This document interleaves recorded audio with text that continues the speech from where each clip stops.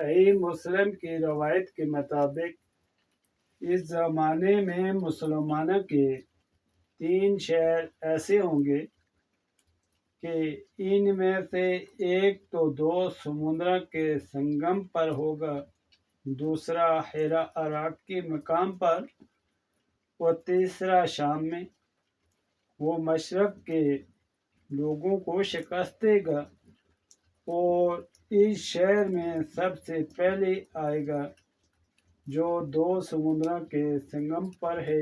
احمد، ایک گروہ وہیں رہ جائے گا، وہ دجال کی پیروی کرے گا اور ایک دیہات میں چلا جائے گا۔